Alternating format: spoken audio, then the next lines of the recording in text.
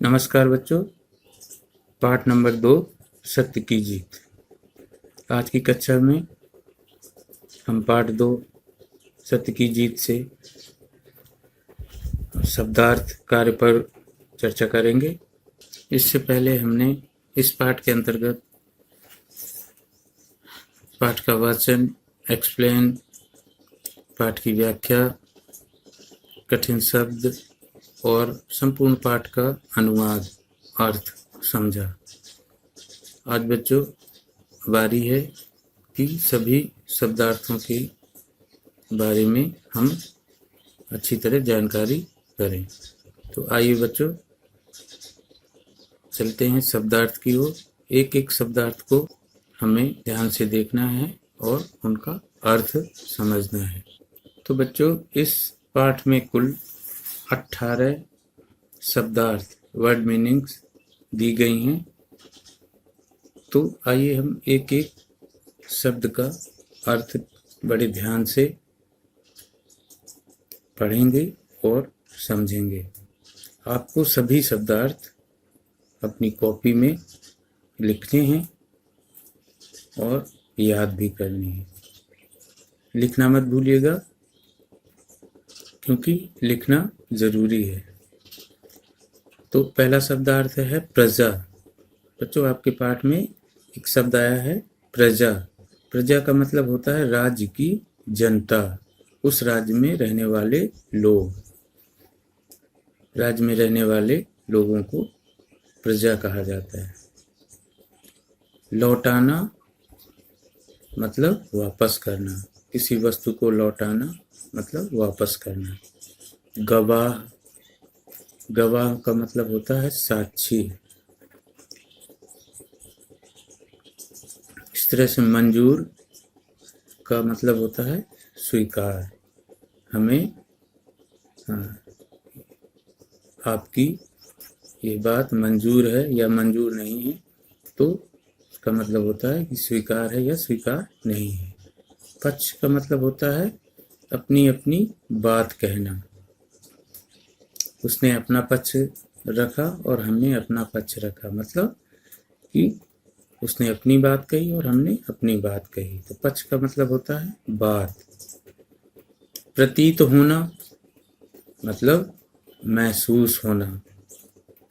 ऐसा प्रतीत होता है, ऐसा महसूस होता है।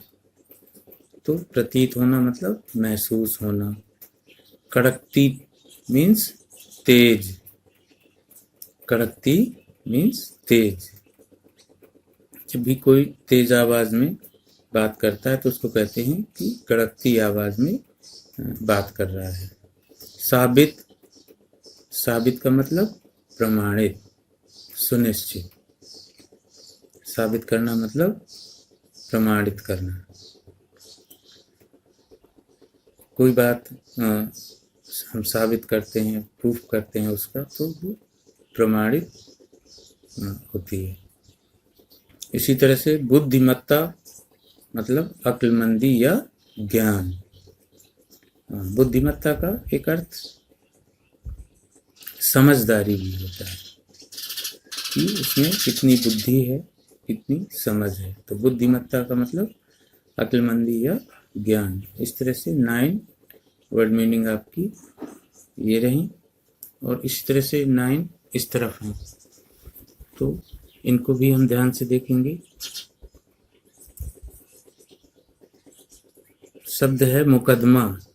मुकदमा का मतलब विवाद या मामला, जिसको हम इंग्लिश में केस कहते हैं। तो मुकदमा का मतलब विवाद। मुकरना मतलब पलट जाना या मना कर देना। किसी बात से मुकर जाना मतलब इनकार कर देना, मना कर देना, उसको मुकरना कहते हैं। फिर मोहलत। मोहलत का मतलब होता है कि समय मांगना, कि आप हमें थोड़ा सा समय दीजिए, थोड़ी सी मोहलत दीजिए।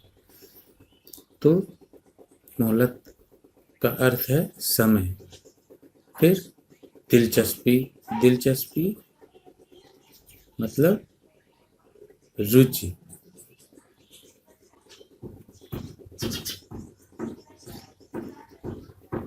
उत्सुक मतलब इच्छुक, उत्सुकता मतलब इच्छुक, किसी चीज के लिए उत्सुक होना मतलब उस विषय में इच्छा होना, उसकी जानकारी करने के लिए इच्छुक होना। नदारद, नदारद मतलब गायब। कहते हैं ना कि पुलिस को देखते ही चोर नदारद हो गए, मतलब गायब हो गए, वहां से भाग गए, चले गए। दुस्साहस का मतलब हिम्मत, वो भी बुरी प्रकार की हिम्मत। दुस्साहस का मतलब होता है कि बुरी तरह की हिम्मत, बुरे कार्य करने का जज्बा, हिम्मत, उसको कहते हैं दुस्साहस। कहते हैं ना कि ऐसा दुस्साहस आपने कैसे किया। तो दुस्साहस का मतलब कि बुरी तरह की हिम्मत करना। सख्त का मतलब कठोर, सख्त का मतलब कठोर। तारीफ मीन्स प्रशंसा, तारीफ करना मतलब प्रशंसा करना। तो इस तरह से ये आपकी 9 वर्ड मीनिंग स्क्रीन पर आप देख रहे हैं। 9 इस तरफ और 9 इस तरफ, इस तरह से 18 यानी 18 शब्दार्थ आपके। तो आपको ये सभी शब्दार्थ आपको अपनी कॉपी में लिखने हैं और उनको अच्छी तरह से याद करना है। लिखना ना भूलिएगा, क्योंकि जब भी आप स्कूल में क्लास ज्वाइन करेंगे तो इनका करेक्शन किया जाएगा, चेक किए जाएंगे और आपसे सुने भी जाएंगे, पूछे जाएंगे। तो कॉपी में लिखते जाइए और याद करते जाइए, ये आपका होमवर्क भी है।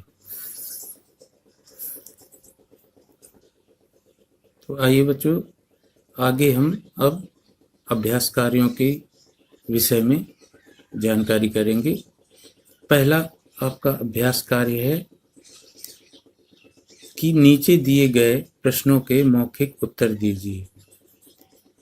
ये बच्चों मौखिक प्रश्न हैं। ये आपको इसलिए अभी करवा रहे हैं कि ये भी आपको अपनी कॉपी में नोट करने हैं और इनको भी याद करना है। वैसे यदि कक्षा में हम और आप आमने सामने होते तो ये प्रश्न हम आपसे पूछते और आपको इनका उत्तर खोलकर देना होता, लेकिन अभी आपको इन सबको कॉपी में लिखना है और याद करना है। तो जो आपको कॉपी में लिखने के लिए कहा जाए उसे कॉपी में जरूर लिखिए और याद भी करिए। तो बच्चों, नंबर 1 एक्सरसाइज का पहला प्रश्न है कि राजा देवदत्त की प्रजा उनसे प्रसन्न क्यों रहती थी। जो राजा देवदत्त थे, उनकी जनता, उनके राज्य में रहने वाली जनता यानी प्रजा उनसे खुश क्यों रहती थी, प्रसन्न क्यों रहती थी। तो उत्तर में, चूंकि मौखिक प्रश्न है इसलिए उत्तर बहुत ही संक्षेप में देना है या लिखना है। तो देवदत्त की प्रजा उनसे प्रसन्न इसलिए रहती थी कि वो प्रजा की भलाई और खुशहाली के लिए दिन रात कार्यों में लगे रहते थे। तो हमने यहाँ पे लिखा है कि उनके अच्छे कार्यों की वजह से, किनके, राजा के अच्छे कार्यों की वजह से। अच्छे मतलब उनके अच्छे कार्य क्या थे कि वो राजा की, वो प्रजा की खुशहाली और भलाई के लिए दिन रात काम करते थे, मेहनत करते थे। दूसरा प्रश्न है ख नंबर, राजा के दरबार में कौन सा मुकदमा आया। राजा के दरबार में कौन सा मुकदमा आया।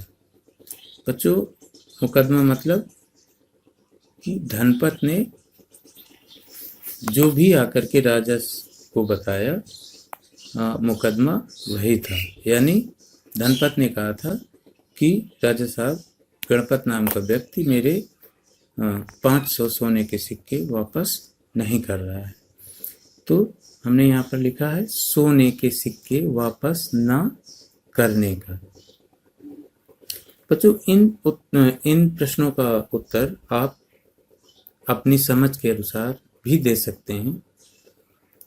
हमने संक्षेप करने के लिए प्रश्नों को ऐसे लिखा है। यदि आप और अच्छी तरह से प्रश्नों का उत्तर लिख सकते हैं तो वो आपकी मर्जी है, लेकिन अर्थ वही निकलना चाहिए जो पाठ में, कहानी में बताया गया है।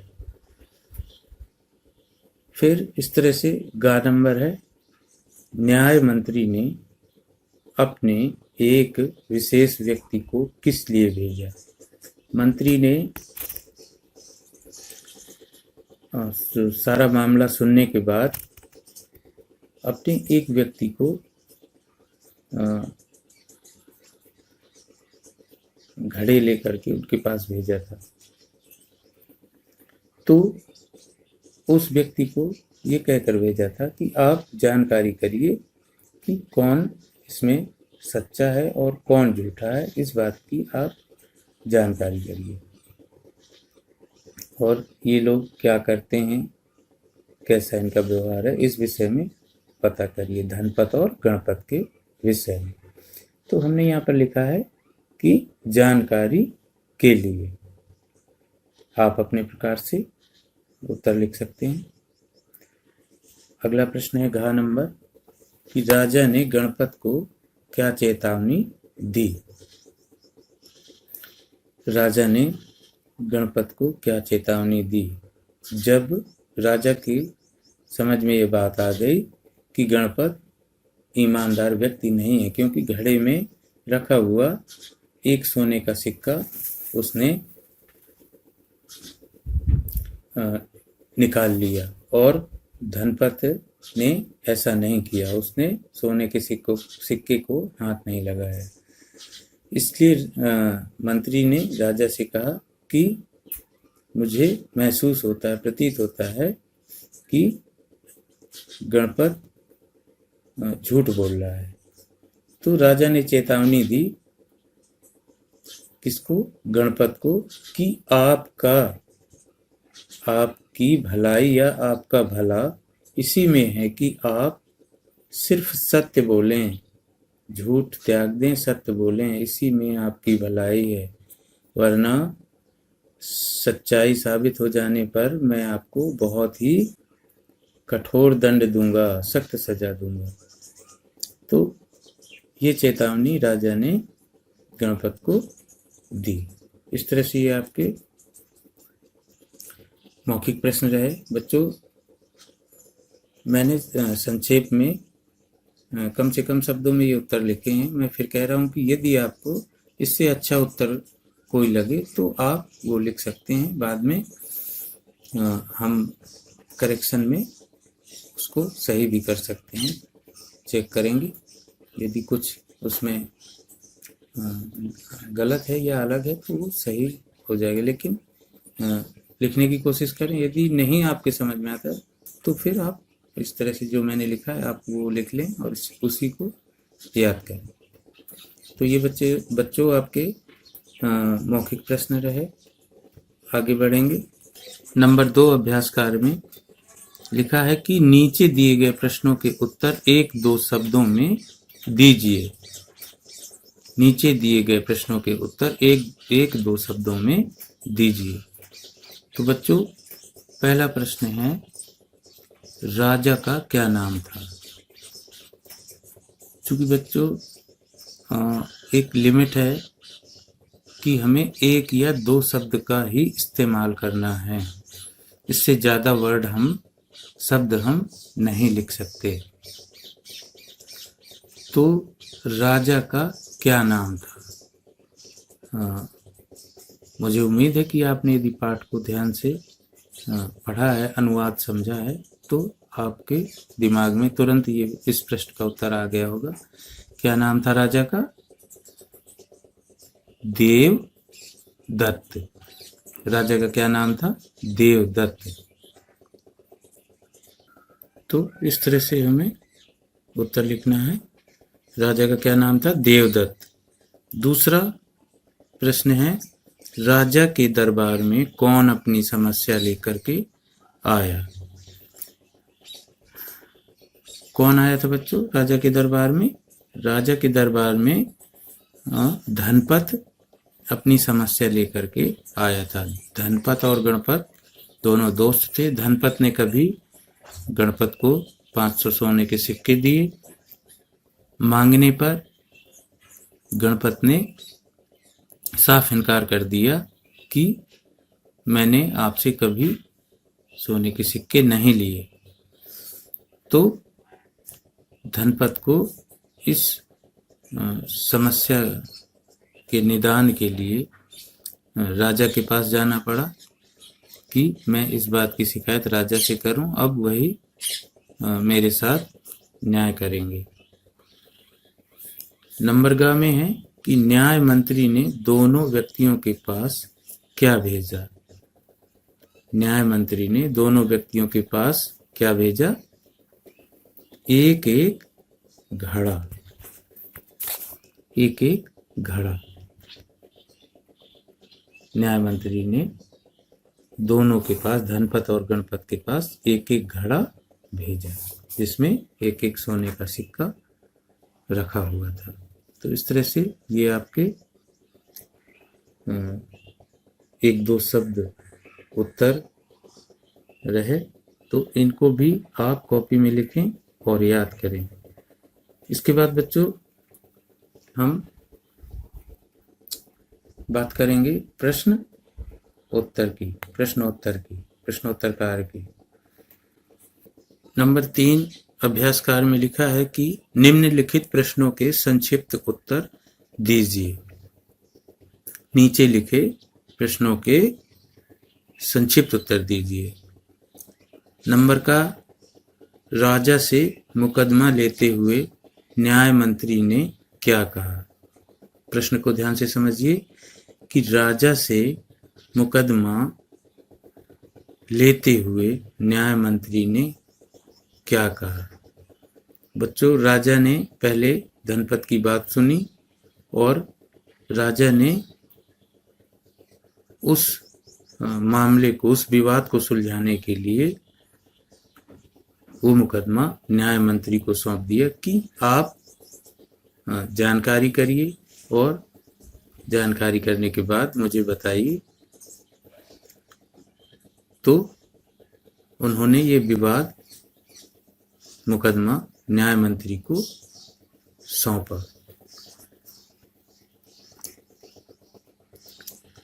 तो इसलिए राजा से न्याय मंत्री ने मुकदमा लेते हुए कहा कि सही फैसला लेने के लिए मुझे 2 दिन की मोहलत यानी समय चाहिए। 2 दिन की मोहलत चाहिए। राजा से न्याय मंत्री ने मुकदमा लेते हुए कहा कि सही फैसला लेने के लिए मुझे 2 दिन की मोहलत चाहिए। बच्चों, न्याय मंत्री ने यही कहा था कि राजा साहब मुझे 2 दिन का समय दीजिए और मैं जानकारी करने के बाद कोई फैसला आपको बताऊंगा। तो ये रहा पहले प्रश्न का उत्तर। बच्चों ध्यान रखिए, इस वीडियो में जो भी कार्य हैं, सबसे पहले शब्दार्थ, फिर मौखिक प्रश्न, फिर 1-2 शब्द उत्तर और अब प्रश्नोत्तर, ये सभी कार्य आपको कॉपी में जरूर करने हैं। ध्यान रखिएगा, कॉपी में करने हैं और याद करने हैं। दूसरा प्रश्न है खा नंबर कि अंत में गणपत ने क्या स्वीकार किया? अंत चैप्टर के पाठ के अंत में गणपत ने क्या स्वीकार किया, क्या कबूल कर लिया? तो अंत में जब सारी कार्रवाई हुई, न्याय मंत्री ने जानकारी की, राजा को बात बताई, तो अंत में गणपत ने ये स्वीकार किया कि उसने सोने के सिक्के लिए थे। उसने धनपत से सोने के सिक्के लिए थे। वो वास्तव में झूठ बोल रहा था और उसने ये भी कहा कि मैं कुछ दिन में, कुछ ही समय में उसके सोने के सिक्के लौटा दूंगा। तो अंत में गणपत ने स्वीकार किया कि उसने सोने के सिक्के लिए थे। पहले वो मना कर रहा था कि मैंने धनपत से सोने के सिक्के नहीं लिए, लेकिन जब राजा साहब ने उन्हें चेतावनी दी कि आप सच बोलिए, तो उसने स्वीकार किया कि सोने के सिक्के लिए थे मैं कुछ समय में ही उसके सोने के सिक्के वापस कर दूंगा। इस तरह से ये दूसरे प्रश्न का उत्तर ये रहा। इसको भी आप अपनी कॉपी में लिखेंगे। अगला प्रश्न है ग नंबर कि इस कहानी से हमें क्या सीख मिलती है, शिक्षा मिलती है। तो बच्चों, इस कहानी से हमें ये शिक्षा मिलती है, इस कहानी से यह शिक्षा मिलती है कि हमें हमेशा सत्य बोलना चाहिए। इस कहानी से हमें यह शिक्षा मिलती है कि हमें सत्य बोलना चाहिए, हमें हमेशा सत्य ही बोलना चाहिए।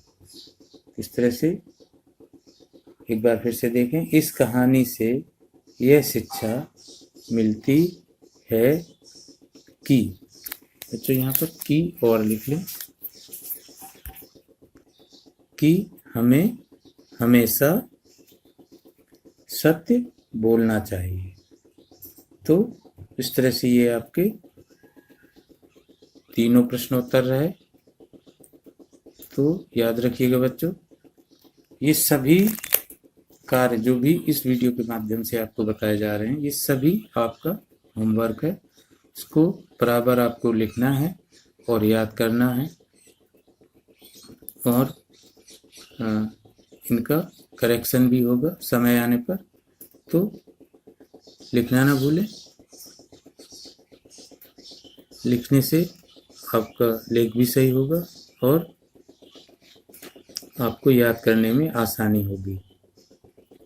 तो बच्चों याद रहे, शब्दार्थ, मौखिक प्रश्न, 1-2 शब्द उत्तर और प्रश्नोत्तर, ये सभी साफ लेख में, अच्छी राइटिंग में आप कॉपी में इनको जरूर लिखें।